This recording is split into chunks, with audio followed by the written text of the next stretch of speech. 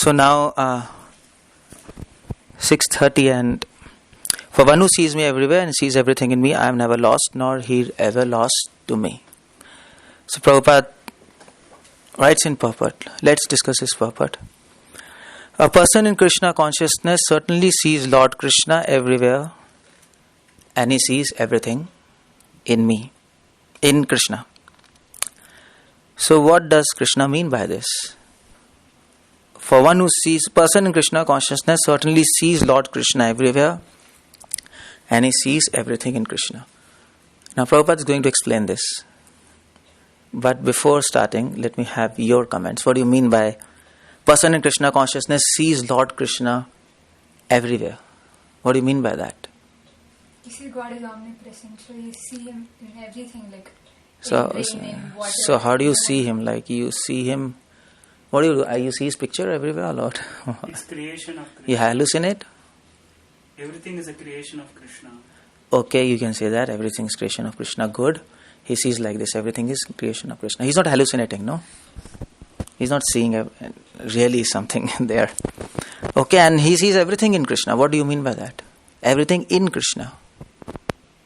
Everything points to Krishna. I mean, everything's so awesome. How can we just believe it just got here by accident with something or something? Okay, good. So then there is not difference much. What's the difference between he sees Lord Krishna everywhere and everything in Lord Krishna? What's the difference between two things? I mean, my interpretation is very different. What? I mean, I thought like seeing everything in Krishna is like whatever you seek, like your happiness or whatever you're seeking, everything is in Krishna, like that. Okay, good. So there are different opinions. Okay, let's see what Prabhupada says. What is so practical about these 2 points? This is not poetry, first of all. We can feel it's a poetry, okay. You see Krishna everywhere and everything in Krishna. My dear girlfriend, I see you everywhere and everything in you. No, it's not like that. It's not like that. It's not like that. Yeah. More interpretation is Lord Krishna everywhere means, for example, whatever happens in life, we see it as Krishna's wish. Okay, fine. Yeah, good. So there are many levels of meaning. Okay, so first thing is, let's keep it in mind, it's not poetry. Although Gita, Bhagavad Gita, what's the meaning of Gita? Song. Song means poetry. And now we are saying it's not poetry. So it's a contradiction. No. So what do you mean by a song? What do you mean by a song? What is the difference between poetry and a prose? Any literature student? English literature.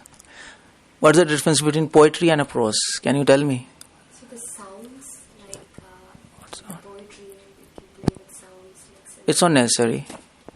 Modern, there are so many poetries where there's no rhythm.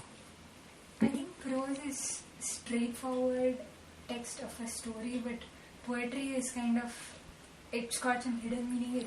Okay, good, yeah. Prose has one meaning to one sentence.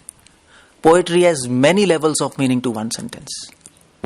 Like for example, I can say, you are beautiful. This is a prose. You are beautiful, that's okay. But if you want to change this sentence into poetry, you just shift the words. Beautiful you are. It changes it becomes poetry, Beautiful you are. And then there are many levels of meaning in this verse. What do you mean by beauty? You can define beauty by body, you can define beauty by mind, you can define beauty by the character of a person. Is it? You can define beauty in the relationship. So poetry has many levels of meaning. So that is why poetry is called as parokshvad. That's a technical term anybody wants to know. Krishna likes poetry. Why? Because he thinks deep, no? God thinks deep. He thinks deep. He likes talks which are deep. He doesn't like talks which are superficial. So that is why he speaks in a manner where each verse of Bhagavad Gita has many levels of meaning. Every sentence has many meanings.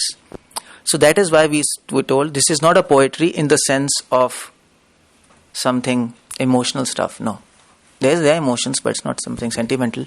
It's a poetry in the sense every sentence has many meanings. And those meanings Krishna's devotees reveal. People who follow these verses in their life, they get realizations and then they reveal the meaning to these verses. So Prabhupada reveals many meanings in this verse. to these lines. That's why I was telling. Okay, now what do you mean by he sees Krishna everywhere? Such a person may appear to see all separate manifestations of material nature, but in each and every instance he is conscious of Krishna, knowing that everything is manifestation of Krishna's energy. This is the first meaning, he sees God everywhere. The first meaning is he sees Krishna, he sees everything as manifestation of Krishna's energy. Now what do you mean by that? What's the practical meaning of that? Prabhupada explains in one of his purports. You see, anything in this world, it has two causes. Material cause and efficient cause. Aristotle? Everybody knows Aristotle. He said four causes. Material cause, efficient cause, formal cause. You all know all this? Okay. Material cause, efficient cause, formal cause, and the final cause. Anything. Suppose this instrument. Now what's the material cause of this instrument? Mud, some skin, no? This instrument. And what is the efficient cause? Efficient cause is person who makes this instrument.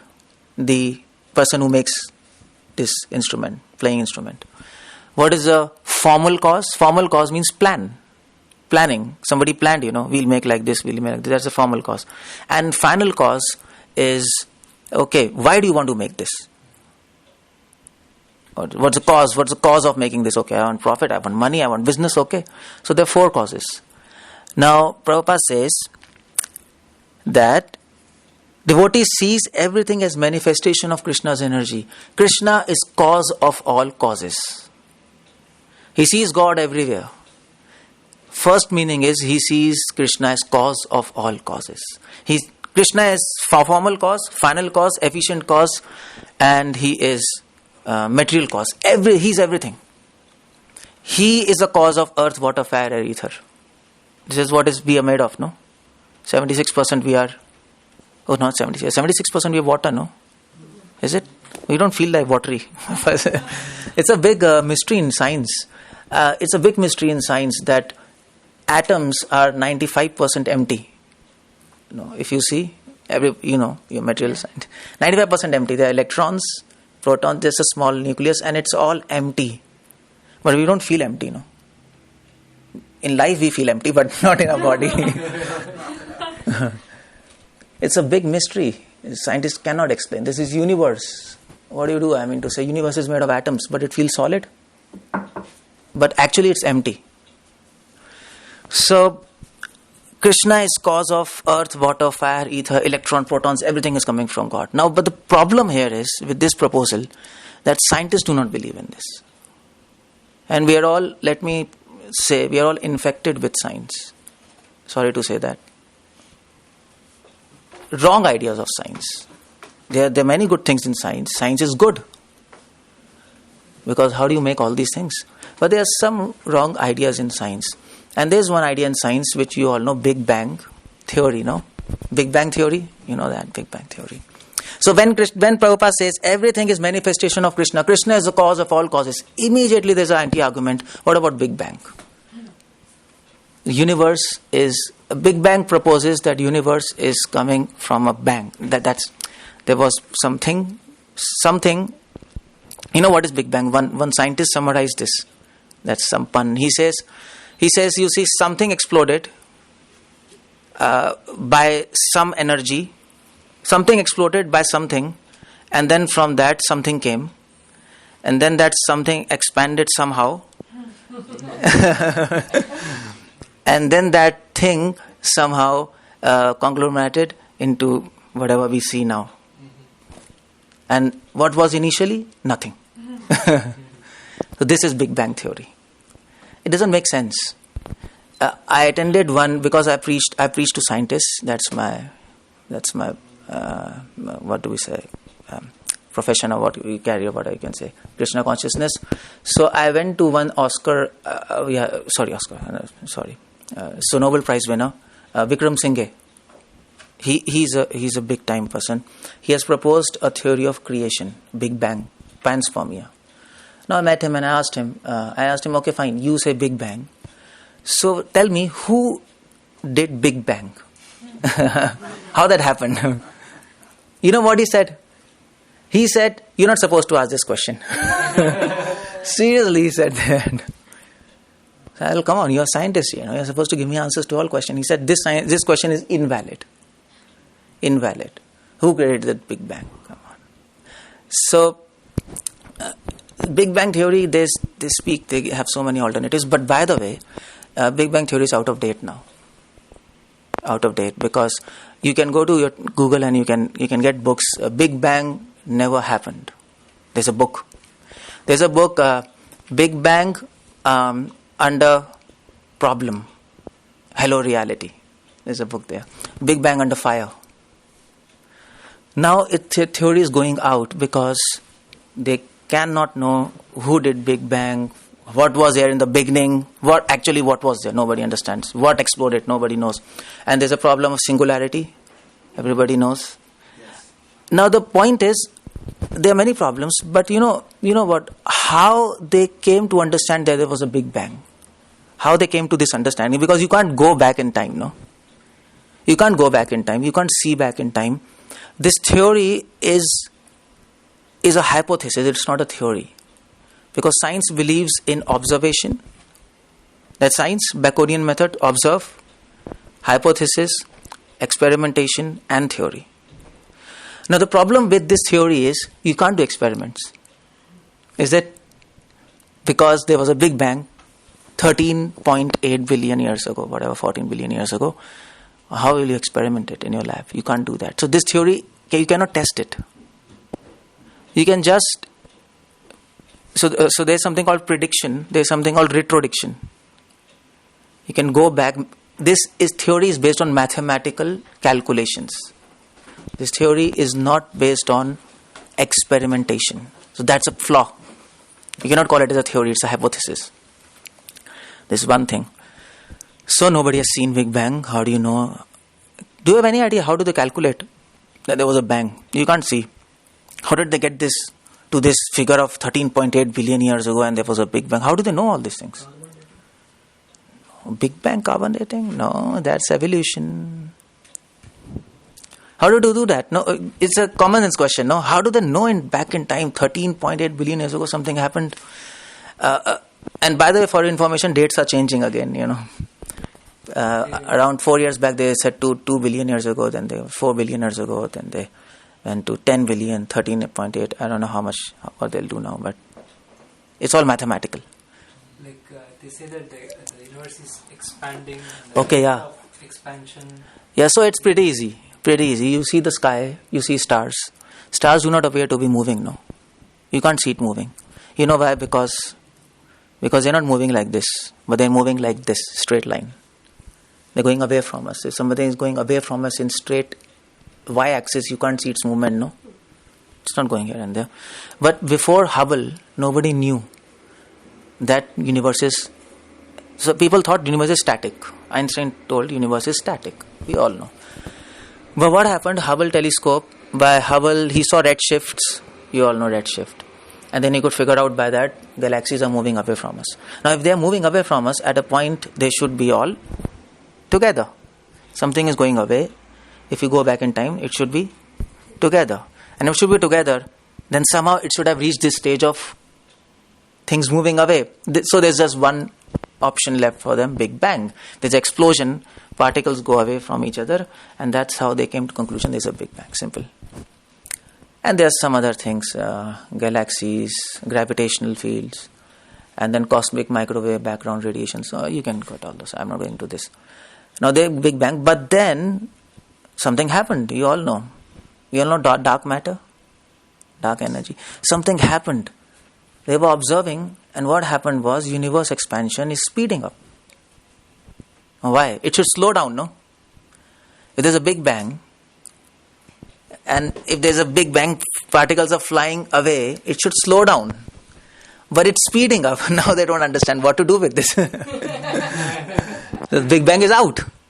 Because there is something else is happening. If there was only Big Bang, then it should slow, come to halt, and then again come back due to gravitation. No?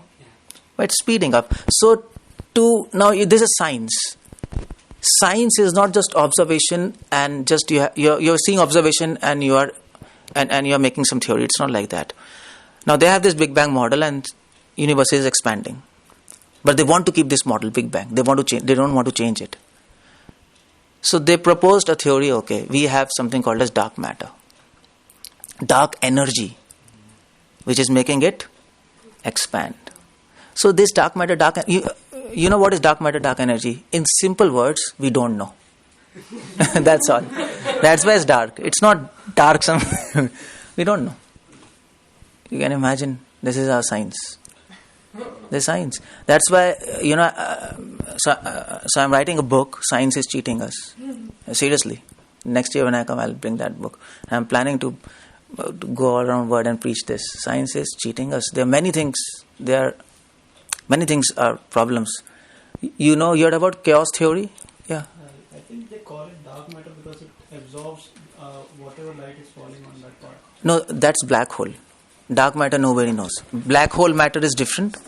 Dark matter is totally different. They're two different stuff. Dark matter means we don't know. Dark matter is all around. It's not black hole. Everywhere you see there is dark matter. But what's that? We don't know. That's the idea. So, yeah. From Krishna Consciousness perspective, Krishna is also dark. So that is also dark. Yes. Dark matter, yeah. He's a dark matter. So we know. Okay, fine. Okay, fine. That's why we don't know. Yeah. So, well, we are long way from searching truth, But what I was telling now. Chaos theory. Yeah, not chaos. Dark matter, dark energy. Yeah, and then I came to chaos theory. I was telling about science is cheating us. So there's something called chaos theory. A mathematician. Yes, Prabhu. Abby, you're a mathematician. I'm asking her. Chaos. You know chaos theory? You have read about it in your PhD? Chaos theory? You have heard about it? No, but I don't have to deal with it. Oh, you don't have to deal with it. Okay. Okay, do you deal with double differential equations? No. Okay, fine. So chaos theory is all about that. Now you got it? Okay, fine. So the point with chaos theory is, you see, there's a problem. There's a problem with why I am after science, because you have to establish that God is a creator. And for that you have to get rid of this arguments. Otherwise you can't come to this conclusion, no? And that's very crucial to us. Otherwise we can't see Krishna everywhere. We don't establish this point, God is a creator. Is it? So now, it's simple chaos theory. Before, when Newton came, Newton said everything is moving according to laws. Is it? 3 laws of motion? Simple. And what's the equation of motion? F is equal to ma. X by axis motion. Simple. So that's a linear equation. It's linear, no? It's simple. You put values and you get. But problem with that equation was there were many things unexplained. You can't put everything into linear things. If you throw a ball, it goes like this, comes down. You can plot a chart, but everything doesn't go like that. For example, sea waves doesn't go regular, no. It goes something like this, and then something different. Or if you put water in a channel, in a tube, if you throw water, for some time it will go linear, but when you increase the speed, it will be like turbulent. It will be turbulent. So they don't have a explanation for turbulence by Newton's system. They don't have, because Newton is dealing with linear motion, simple motions. You go car, there's a motion, F is equal to ma. Fine. So they couldn't explain sea waves by Newton's laws. There's no one value of X, one value of F. There's so many forces happening. And how do you calculate the mass of the sea waves? Sometimes sea wave is small, sometimes long. How do you calculate all those masses? Who knows when they are changing? Weather. Nobody can calculate weather. Nobody can predict weather nicely because there's chaos up there, no? Pressures are changing, temperature are changing. When and where, what pressure it will be, who knows? You can't predict all those things. So they couldn't explain weather, they couldn't explain sea, they couldn't explain, these are big things, they couldn't explain small things. Dripping water from a tap. Water drips, tick, tick, tick, then it goes tick, tick, tick, tick, tick, then tick, tick. You understand? So it's not a linear motion. Motion is changing. So that is why Newton Newton's theory is linear motion, linear equations. So they need some other mathematics. And that's what differential equations came in. Differential equations are dealing with different motions. Motions are changing. So you have differential equations. But then they needed double differential equations because motion is very complex. You double it. So that's what is philosophy of mathematics. You understand what's mathematics. So there's a chaos. You try to understand chaos by double differential equations.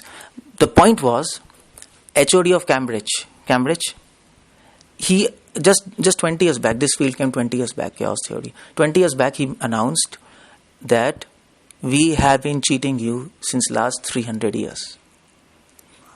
He announced, and I'm writing that his statement there. Why? Because before 20 years it was said we can explain everything, and they were hiding that these things you cannot explain by your normal physics. They need some other physics, but it was not informed. And science was claiming, come on, what do you explain of these things? We can have theory of everything.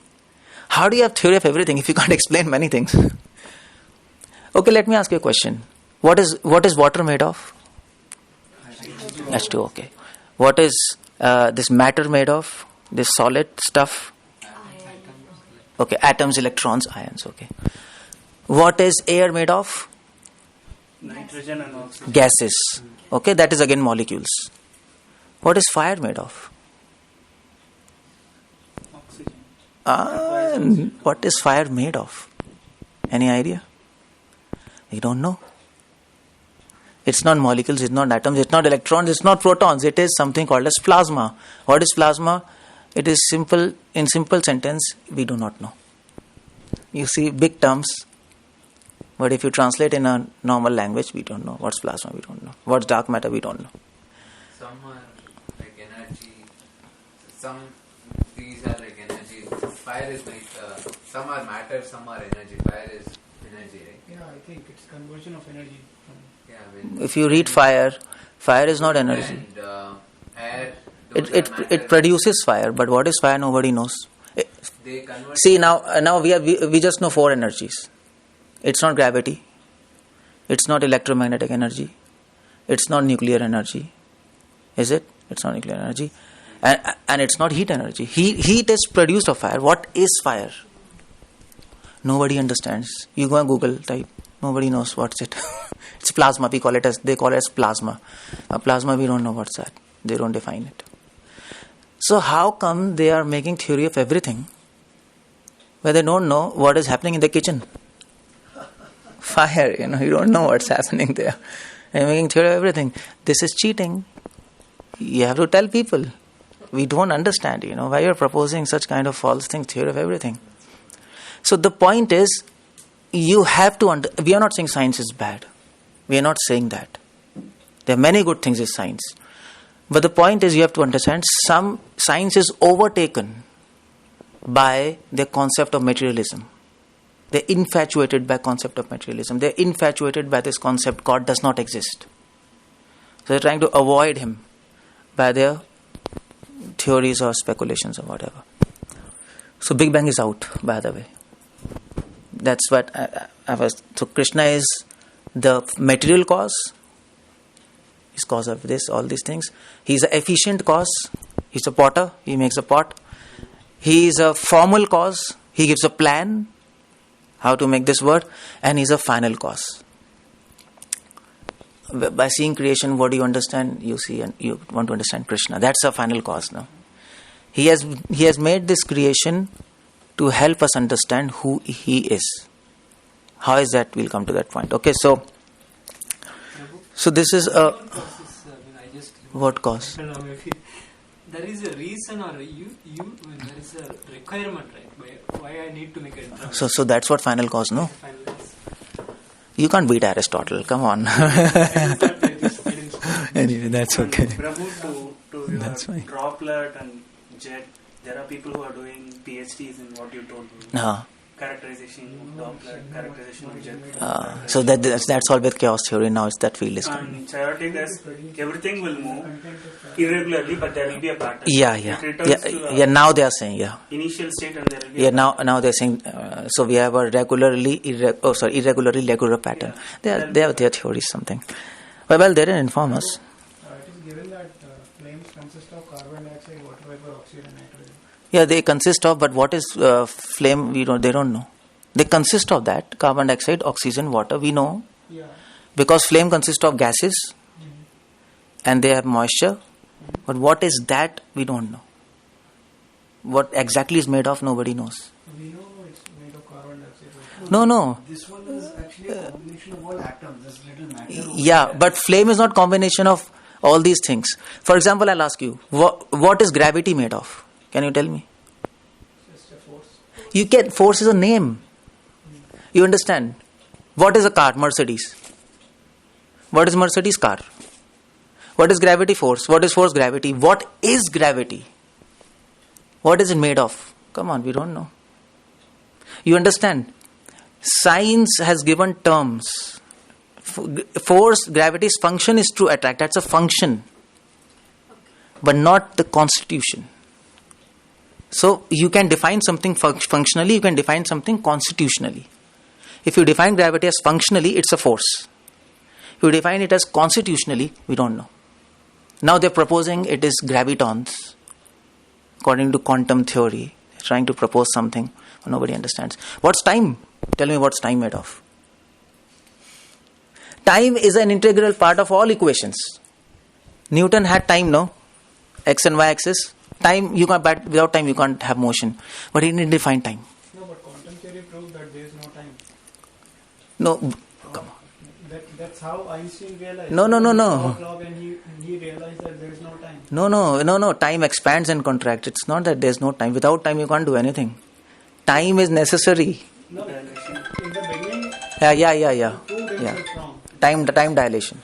Yeah. I mean, you are speaking about classical, and he's speaking about Einstein. See, the point is, if Einstein is right, this doesn't prove Newton is wrong. You understand? Because everything is going here. It is physics at different planes acts differently, and that's another mystery. That's another mystery with physics. Quantum theory is acting at microscopic level. Newton theory is acting at our level. Einstein theory is acting at macroscopic level. And all theories and all realities have different laws. Now, why does different realities have different laws? That's another confusion with physics. Why not one law? Because it's one reality, no? So it's becoming more complex. Science is becoming tough. It's going beyond their logic. So, my point is, Krishna is a cause of all causes. It's an important statement, no? God.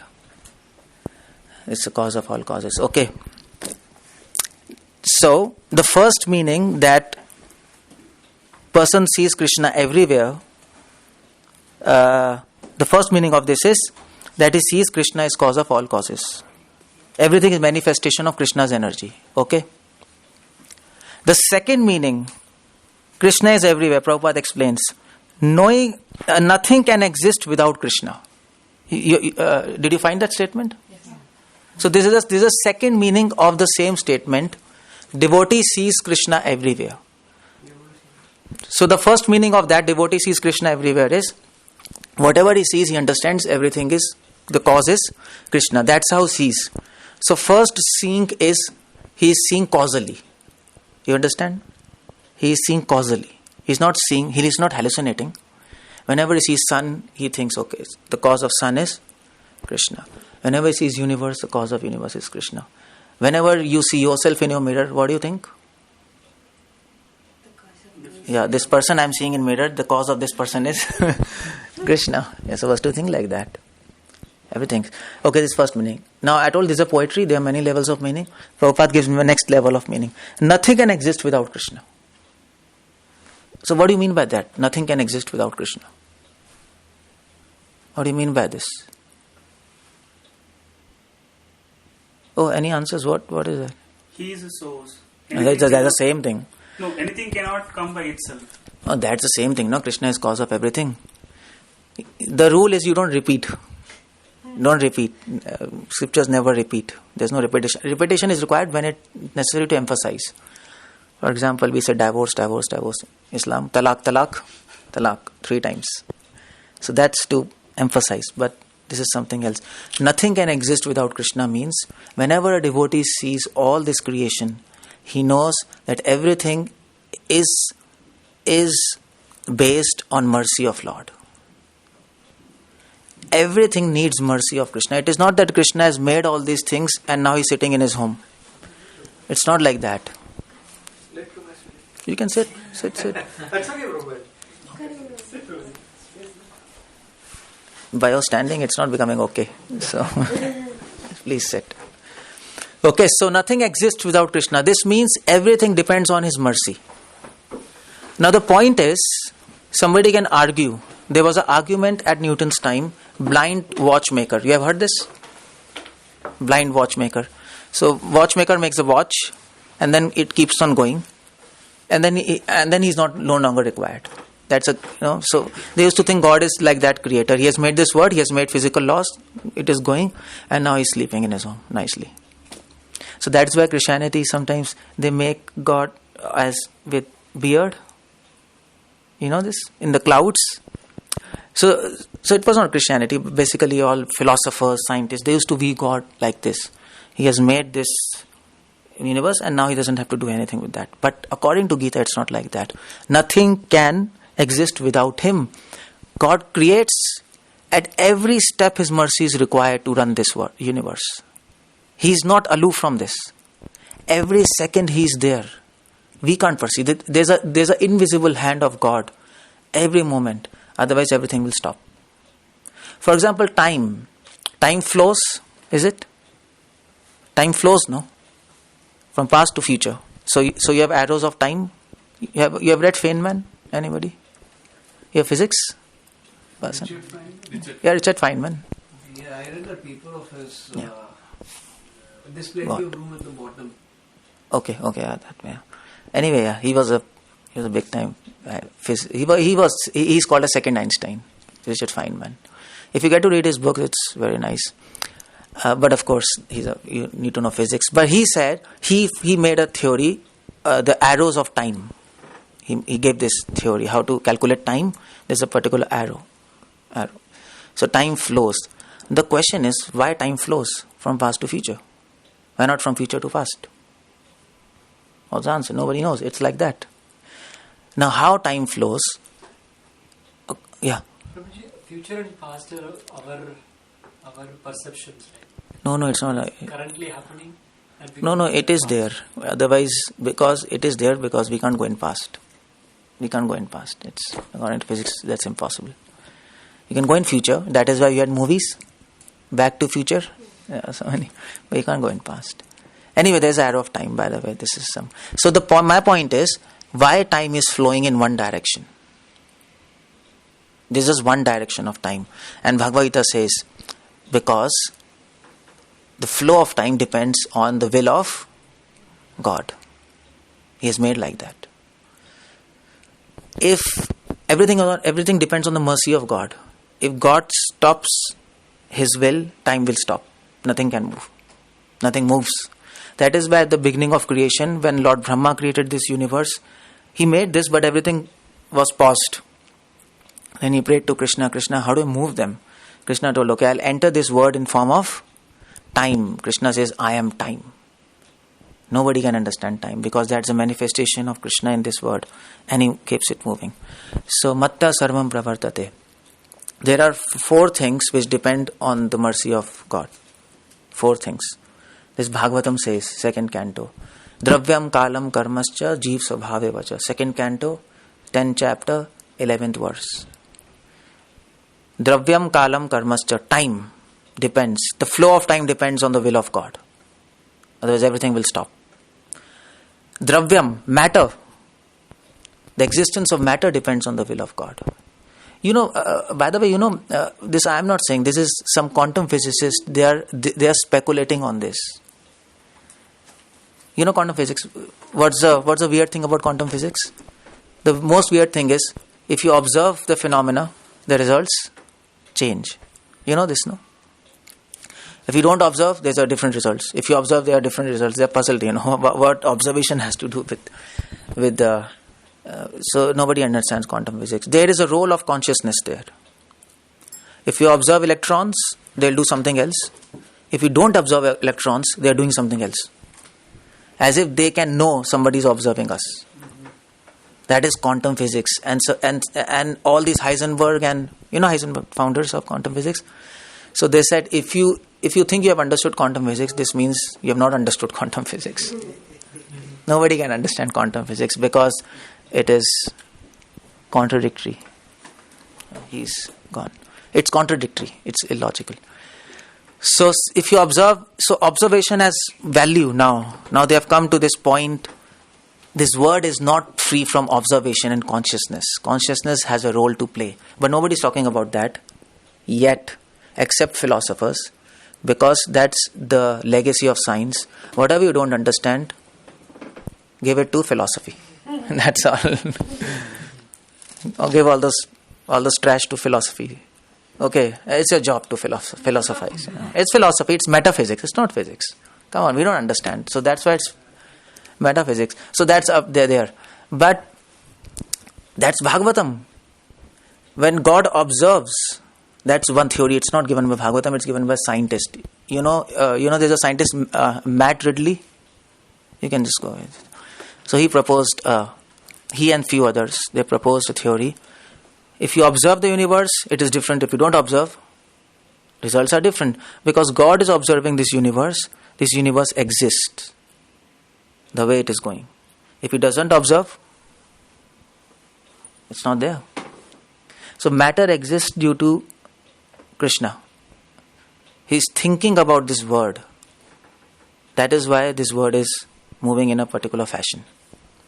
You understand? It's in His mind. And that's what Upanishad says. That entire creation exists in the mind of God. When Krishna ate mud, that past time. Krishna ate mud. Then his mother Yashodama, he asked Krishna to show his mouth because he ate in mud. So as soon as he opened his mouth, Yashodama could see entire creation in his mouth. In his mouth. So she was afraid. So everything depends on the mercy of God. Matter, existence of matter, flow of time, dravyam kalam, karmascha, your activities, whatever your activities are doing, it depends on God. Because why? Because God inspires you. Krishna in your heart as super soul, He inspires you to do whatever you want. For example, when you go to a party, you enjoy, is it? Everybody enjoys a party as a student life. Now, is there anybody who dances and he starts weeping? He doesn't enjoy that. Is there anybody? It's a universal phenomena. You dance and you feel happy. It's not, there's nobody, come on, I'm dancing, I'm dancing and he starts weeping, it's so depressing. It doesn't happen like that. It's automatic to enjoy. Okay. Or maybe girls and boys, when they're together, they enjoy their company. It's universal. You can't say it's something phenomenal to some country, place, time. It's universal. So, the question is, why do we enjoy?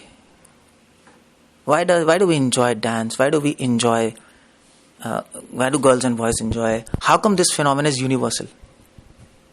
You understanding? This was a big question for Socrates. Very big question in Greek philosophy. Why do we enjoy certain things? Why don't we enjoy certain things? Who has made these things enjoyable? You understand? So of course Greeks, they couldn't figure out the answer for this. But Scripture says that is super soul. Super soul makes all these, what do we say? This planning. For example, let me ask you a question. It's a weird example, but it'll get the point across. Now, if a female dog or female bull sees a male bull, they'll get attracted? Is it? If a female bull she sees a male cat, will he get attracted? No. No.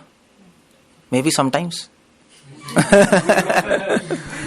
It never happens. Same species, no?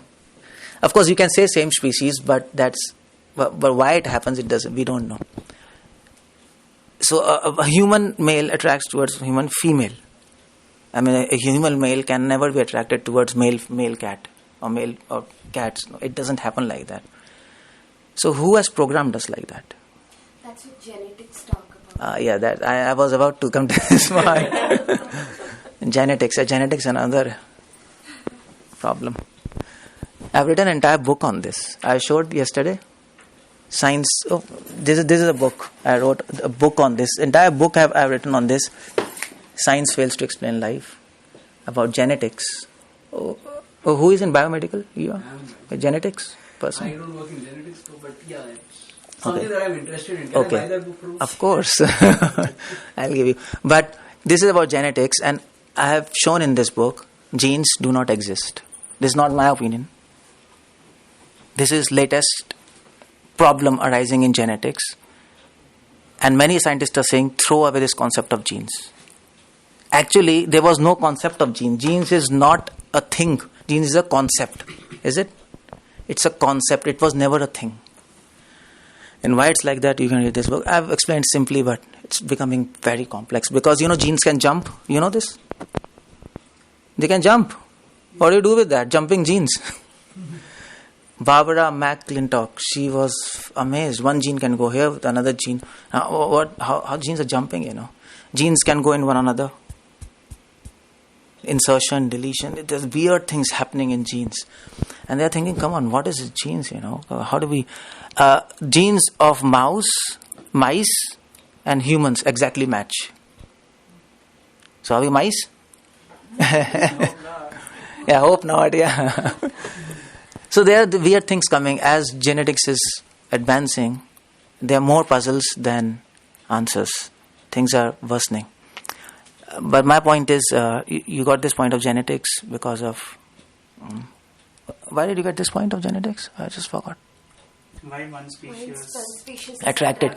See, the point is, there's no answer for genetics. Genetics don't have answer for this because the least understood phenomena in biology is sex.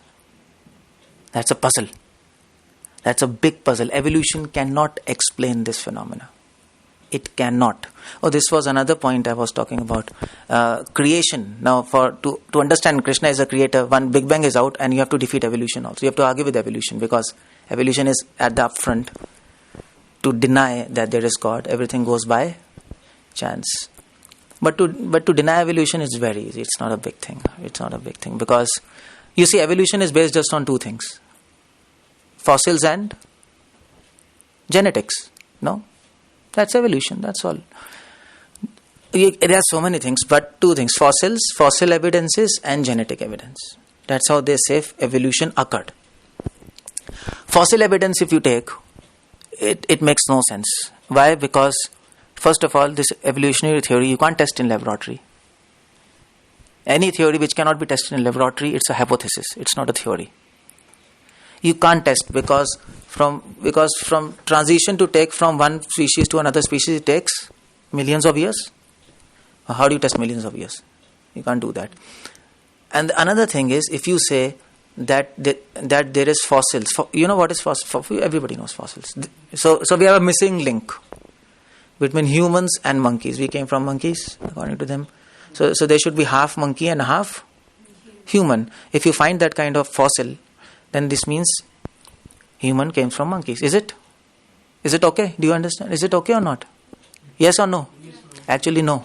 But humans and... Actually, no. Because even if you find a fossil which is half monkey and half human, it doesn't prove that from monkeys humans come. Doesn't prove. For example, if you have three friends, now friend A, B, C. Now friend A's body is almost similar to friend C's body. Okay. And this friend B, he is almost similar to friend A and friend B both. Can you say friend C is a cause of friend A? Friend C is a cause of friend B, B is a cause of A. No, there is no causal link. You understand? You have just found a pattern. Finding a pattern doesn't say that is a cause. So, and we know according to scriptures, there were people who were half monkeys and half humans in history. And we called them as Kim Purusha. Kim Purush. And who are the Hanuman? He's a Kim Purush. Half monkey and half human. There were people like that. So they're bound to get a fossil which is half monkey and half human. But doesn't prove that we have come from that. It's evolved. It's not evolution. It is creation. Or design, you can say.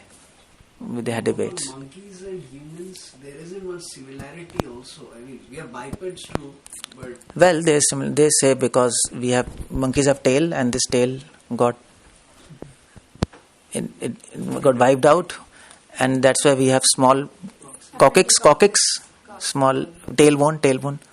So they have certain kind of things there, but that doesn't prove that it evolved. Okay, you got the point?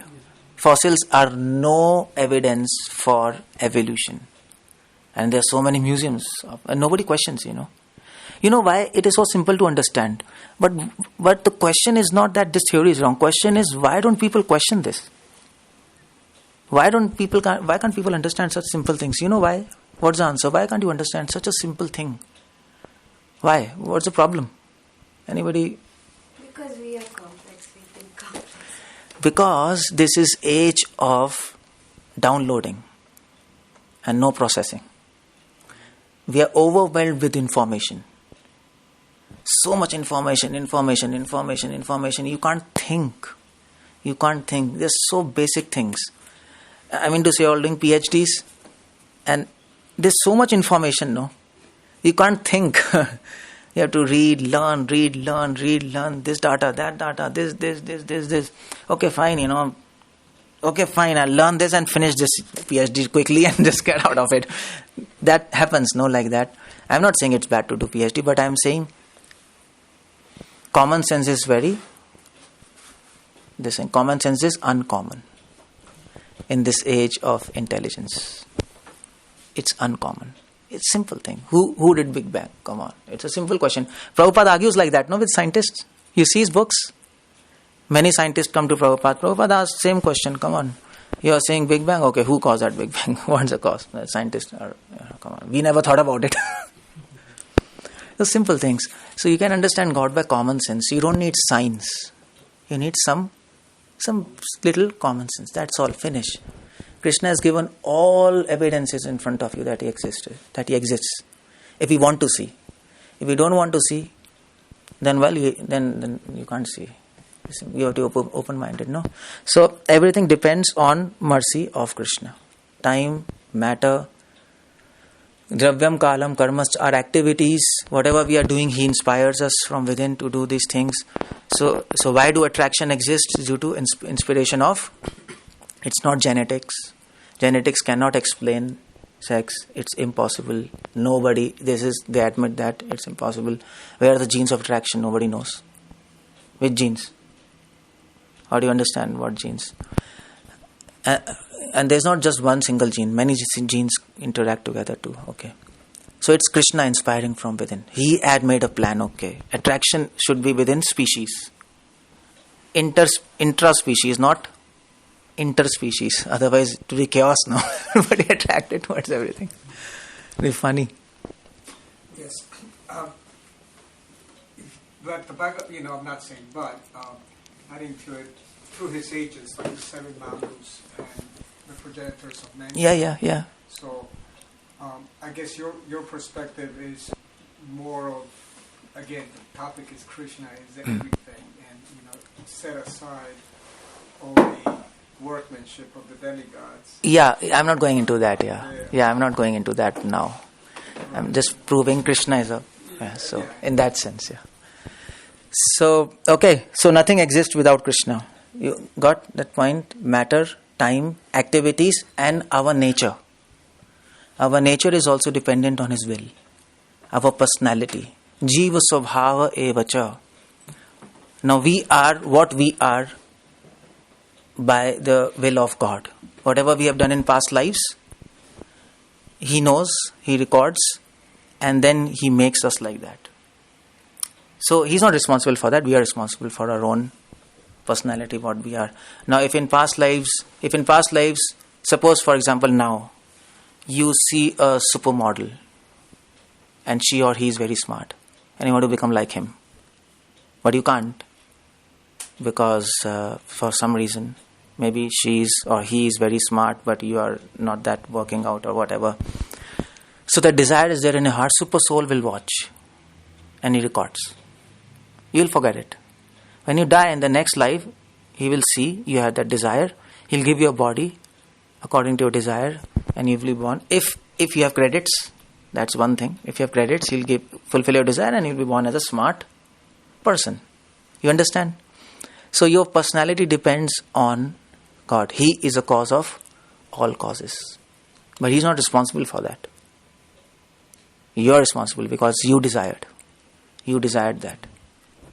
That's very important. Okay? Something like you were saying that desire is also brought about by him, right? No, desire we desire. Desire, he's not the cause of desire. Like if supposing I am attracted to a female, so that means like we are programmed that way to have that desire, right? Yeah, because you want that. Okay, but I'm kind of confused still. There's a difference between desire and will. Okay. You intent. Your will is that, and then he fulfills your will by inspiring that will. He'll inspire that will, he will increase that desire, and that will convert into desire to have that thing. Okay, so Get my I point? have the will, so he will turn that into desire? Yeah. Oh. You have to will, but. Okay, if I have that will, he will turn it into Suppose, for example, if I came to America, and America people are giving me pizzas, pastas, and I don't know what, so many things. I don't like that.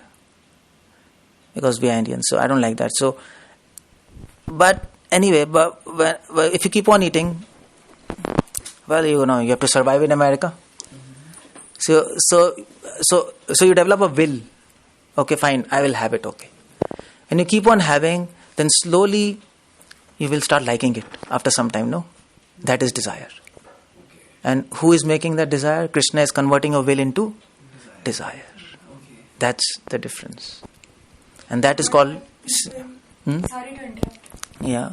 What about people who are terrorists or like corrupt politicians? Yeah, Krishna makes... If they want to kill, Krishna will give all ideas to kill. Okay, I'll give you ideas. You kill. Krishna is not responsible.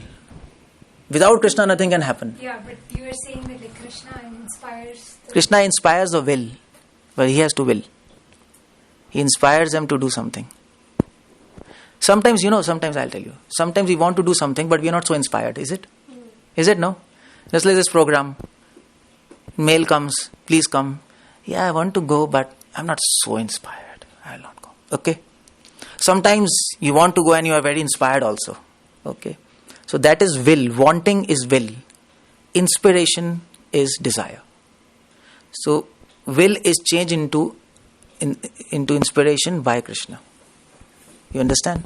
Otherwise it will die out. You will, but you will not do. There's no desire. There's a little difference. You have to understand that. And if you want to understand, you can do a course on psychology. It's there in Cincinnati, and they'll give you all subtle details. What is intent? What is desire? What is emotions? What is thoughts? There are differences. It's more stronger form of... Yeah, it's stronger form of will. When will matures, when will approaches a point of no return, that is desire. You understand? So how do you know it's the strongest from You'll be forced to do it. Temptations, that's called temptation. Desire is temptations. You see a pizza and you want that pizza.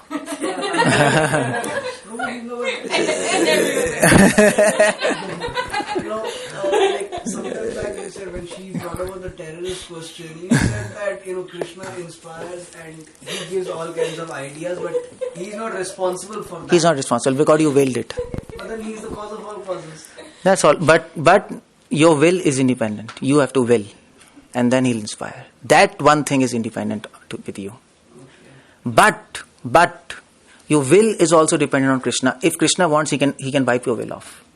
He can make you black hole. But he doesn't do that. He keeps your free will with you. You know why? Because he wants you to love him. You have to exercise your will to love him. There's no question of love without a will, no? You become robbed. So that's why he keeps will with you. Okay, will. You will yourself, I'll convert into desire, and you do whatever you want. If you will wrong things, I'll inspire you to do wrong things, but then you will have a tough time, and then you will understand I should not will this. So this word is an opportunity to experience. Get experience. This is a lab. It's a big laboratory. If you can think that is what is Karma Yoga, by the way. It's laboratory, and Krishna is giving experiences. Oh, sorry. Yeah, this word is laboratory. That's called Karma Yoga. Karma Yoga, in simple words, is you do actions in this big lab. You get some experiences. You use that to understand Krishna. If you will wrong thing, you will end up suffering. If you will Krishna, you will end up happy. So then you can distinguish. Oh yeah, I should choose Krishna. No, and that is sense control. If you want to control your senses, trick is not to control your desire. Trick is to control your will. Because will converts into desire. So don't will wrong thing. Because as soon as you will something wrong, it will immediately change into desire. Krishna will say, blessings, okay. Point of no return. Then you get tempted.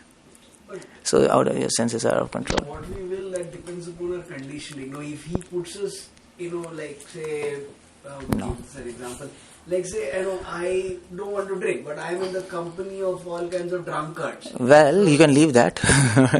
That's up to you. Conditioning. So we are not saying it's not difficult. Who is saying it's not difficult? Okay, but it's in your hands. Say, hypothetically speaking, say I'm born in a family of drunkards. There, in that case, I cannot leave, right?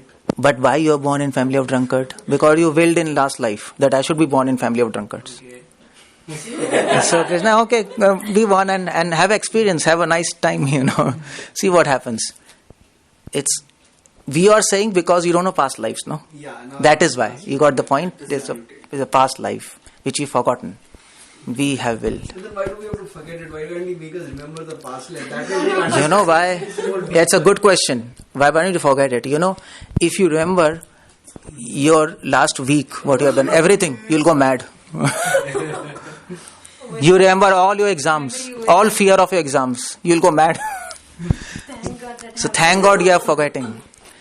Forget. Smritir jnanam aponam cha. Forgetfulness is a blessing also. But then it would make Krishna's life much more easier if we remember, because wait. You don't have to think about Krishna.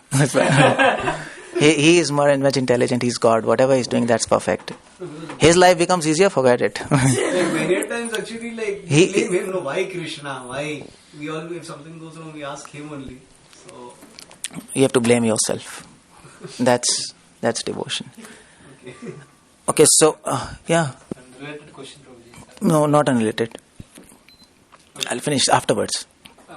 If it is not related, then no. This discussion only. What?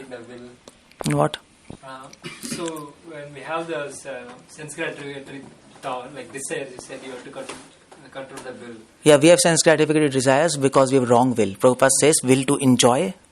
Again, Prabhupada says don't use your will. So we have will to enjoy, so that converts into desire, wrong desires, and that's point of no return.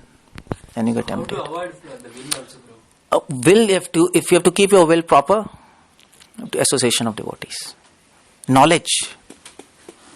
I don't want this. You have to be convinced. I don't want this. I don't want pizza. If you are convinced, when you see pizza, nothing will happen. If in house you think, yeah, I want pizza, it's nice, but if I go to market, I'll not buy it, but I want it. It's okay, nice. And when you see pizza, you will tempted because you wanted it. Krishna has an electron. He has electron microscope. He can see what's happening.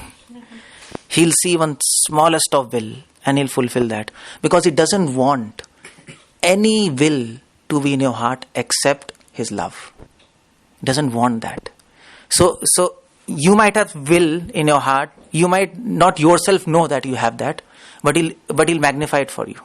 You can't see your will, wrong will. I'll magnify it for you. That magnification of will is desire. And you say, oh, come on, I have this, And then you suffer. Then you say, okay, next time I don't want it. Finish. You're convinced. That's called sankalpa. Will is called sankalp. It comes in 6th chapter, sankalp. That's the trick of sense control. So that's why we are discussing knowledge. Knowledge helps in will. Okay, so this is second thing. A devotee sees Krishna everywhere. So what is the first meaning? Devotee sees Krishna everywhere. Devotee sees Krishna, cause of all causes. Second meaning is he sees everything depends on the mercy of Krishna. Nothing exists without his mercy. Now things are becoming clear. No, and the third meaning which Prabhupada gives is Krishna is the Lord of everything. This is the third meaning. How devotee sees Krishna everywhere. He is a Lord of everything. Lord of everything means he is the proprietor of everything. He is the owner. No. If he is a cause, everything is due to him, his mercy. He is the owner. That is Isa Upanishad, Isha Bhashyam Idam Sarvam. There is a verse. He is the owner. Now what do you mean by this? He is the owner. What do you mean by this? Controls. Practically. Okay, one thing is he controls. He can change it the way he wants. Okay, fine. If Krishna is owner, how do we see this word as in this with this vision? He is the owner. If you have this vision, how do you see the word?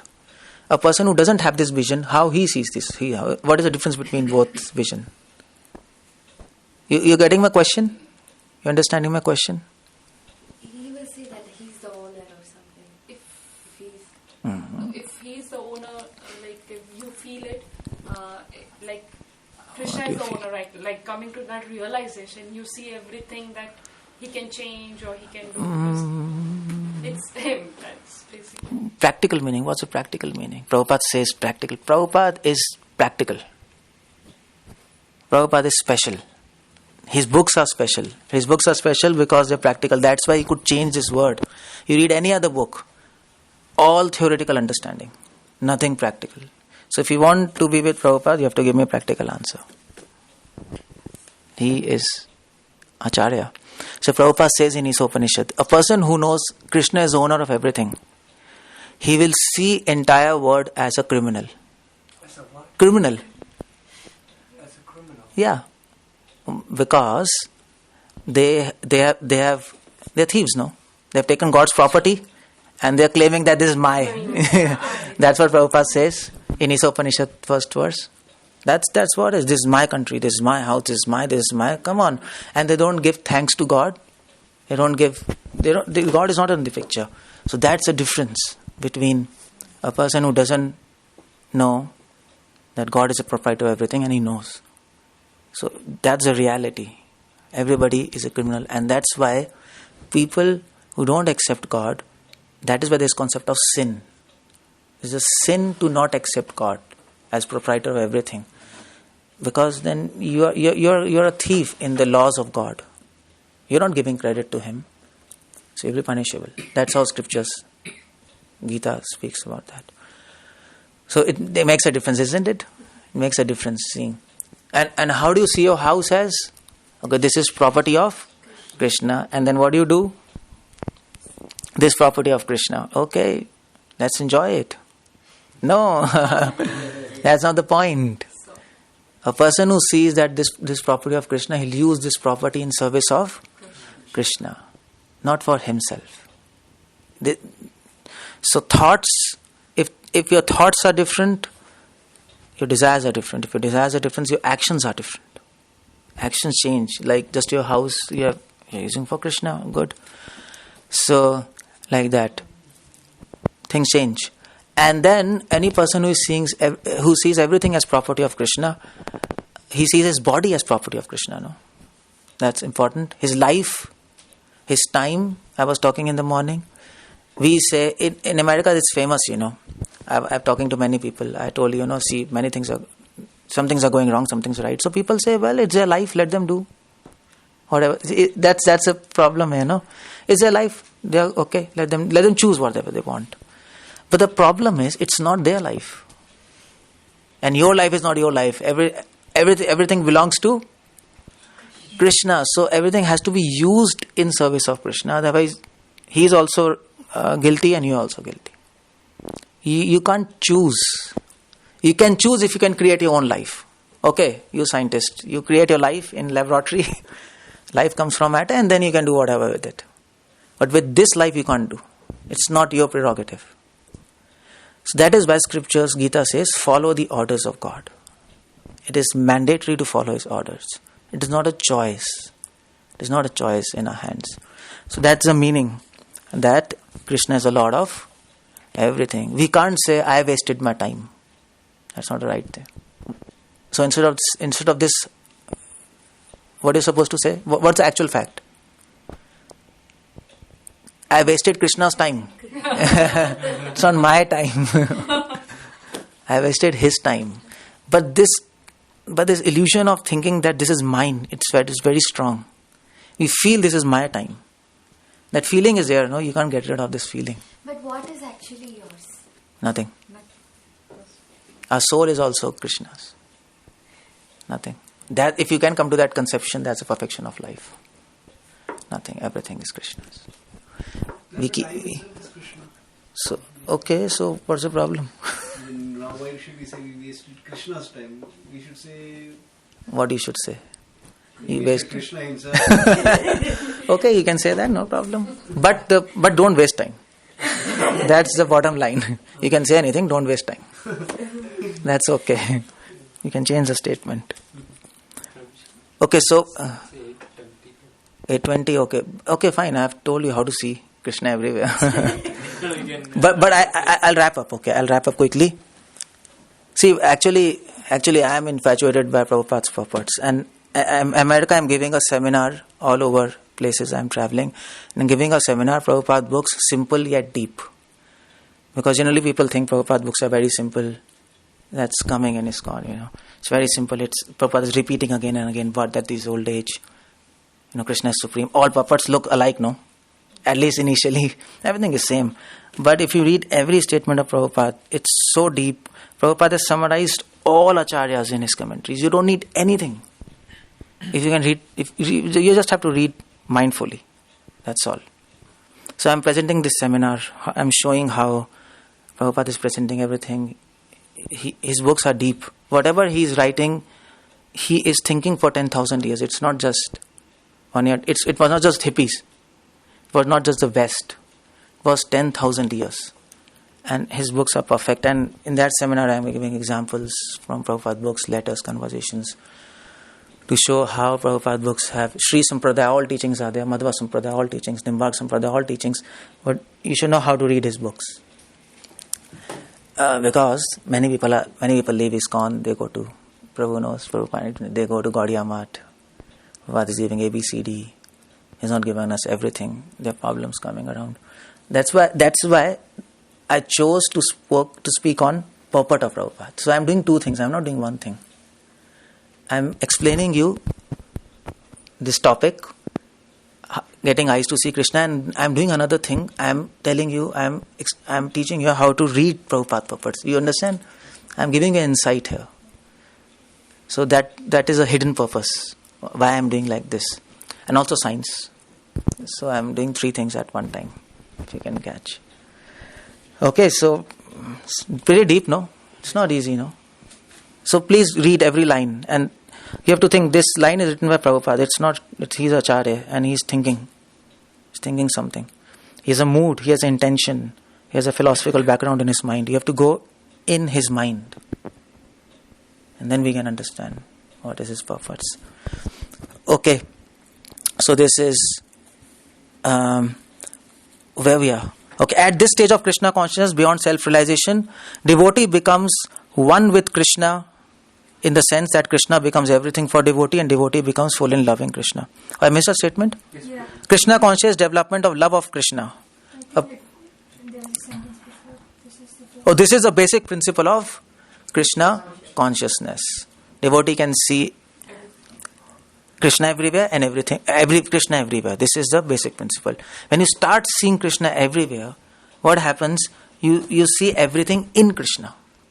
Now, what do you mean by seeing everything in Krishna? Prabhupada explains. Krishna consciousness is development of love of Krishna, position transcendental to material liberation. Seeing everything in God is that when you know that everything belongs to Krishna, everything is by His mercy, and so on, then what do you want to do? Everything in Krishna means you want to put everything in service of Krishna. Okay? So, seeing everything in God means putting everything in service of Him. When service develops when service matures to 100%, that is called love. That's why Prabhupada is bringing conception of love. Love means service, no? Is it? What does love mean? Just some poetry, Shakespeare? No. Love means action. You have to express your love, no? I mean to say, if a husband comes home and the wife says, my dear darling, I love you so much, by my soul, by my body, by my mind, and you're so cute, but I'm sleeping, you cook yourself. What's this? It's not love. You have to express your love. So, you can say I love you, but then you express your love by giving a rose, by a gift, some actions. No? So that's why Prabhupada brings the concept of love here. Krishna consciousness, development of love of Krishna. When you understand Krishna is everything, then you see everything in Krishna. You put everything in service of Krishna. You want to use it in His service. So whatever you see, first thought will come in your mind, okay, I should take this for my Krishna. For example, mothers do all like that, no? Whenever they go for shopping, so whenever they will see something, they will see, okay, this is good for my child. Okay, so this is nice, this shoe I'll take for my child. She's always child conscious. So devotee is Krishna conscious. Whatever he sees, he'll think, okay, I'll use this for Krishna, I'll use this for Krishna, I'll use this for Krishna. That's what he's thinking. That is love, no? Putting in service of God. So whenever you see yourself, your reflection in mirror, what do you think? I'll use this person in service of? That's a different thing. Yeah, don't think, I'm nice, I'm beautiful. Okay, you can do that. You have to be okay. But the first thought comes is, this person which I am seeing, he should be in Krishna's service. It's a different word for a devotee. Those people cannot dream in what word that is why Prabhupada says Krishna consciousness. In a different consciousness. They are entirely different consciousness. They can't dream what devotee is living in. It's a different word. Prabhupada brings concept of love. At this stage of Krishna consciousness, beyond self-realization, devotee becomes one with Krishna. He becomes one with Krishna. What do you mean by becoming one with Krishna? What do you mean by that? Whatever is his desire, that desire becomes his desire. In desire you become one, not in person. So what do you mean by that? In desire you become one. What do you mean by that? What is desire of Krishna? To love Him, to serve Him. What is his desire? To come back to Him. Anything else? What is his desire? For us to enjoy eternally. He has just two desires. He has many desires, of course, but the base is coming from just two desires. Prabhupada says in his purport, mercy and love. Prem Leela, Kripa Leela. He wants to give love to his devotees, that's his desires, and he wants to give mercy to non-devotees. Help them to become devotees. Simple, all desires are based on these two desires. And if we can understand that desire of Krishna, we will help to fulfill that desire. We will fulfill his desire. So a saint will also do mercy. And he will love devotees. Simple. That's how you become one with God. When you start fulfilling his desires, that means one. Krishna becomes everything for devotee. Devotee becomes full in loving Krishna. An intimate relationship between the Lord and the devotee then exists. In that stage, living entity can never be annihilated. No personality of Godhead is ever out of sight of devotee. Okay, so I'm going to miss this verse, Premanjana Chorita. You can read, Prabhupada explains. I'm wrapping it up. So I'm coming to the last paragraph. Prabhupada says, at this stage, Lord Krishna never disappears from the sight of a devotee. When you start serving him, and your service intensifies 100%, that's called love. At this stage, Krishna doesn't disappear from your sight. So it was said about Prabhupada. Prabhupada, whenever he used to see things, he used to see Krishna. Whenever he used to close eyes, he used to see Krishna within his heart. The devotee is like that. He opens his eyes, he sees Krishna outside. He closes his eyes, he sees Krishna inside. That's a devotee. There's no situation where he cannot see Krishna. So he doesn't lose sight of Krishna. He's always Krishna consciousness. And what Krishna says, and nor he is ever lost to me. So devotee never forgets Krishna, and Krishna never forgets him. That is Krishna consciousness. That is definition of Krishna consciousness. Krishna consciousness means we are conscious of Krishna, and also Krishna is conscious of us. Don't forget the other part. That's very important. That is love, no? We can say I love you, but we also expect the same answer from the other person, no? He loves me. Then that relationship is complete. It's not enough to say I love you. So we think about Krishna, but the perfection is when he will think about us. That's the day we are waiting for. He's thinking about us now also. He's thinking about everybody now, but not with love. For non-devotees, he's thinking with mercy. For devotees, new devotees like us, he's thinking with what? Mercy. Again, mercy. Not exactly with love, no? When you advance, then he will think with love. So now, if Krishna closes his eyes and he thinks about this program, we all are sitting. Krishna is thinking about. Krishna knows about. We are sitting in his house. No, he knows. No. So that is that. So, but okay, fine. I give blessings. But he's not jumping up and down. Oh yeah, the program is happening in Cincinnati. Because we are not that advanced people. If Prabhupada and Acharyas might be there, then okay, fine. He's so happy they have come together. So Krishna consciousness means thinking about him and serving him and waiting for the day when he will think about us with love.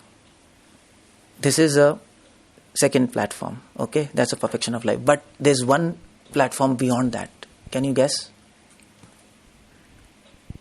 You understand? Krishna consciousness means I am conscious of Krishna. One meaning.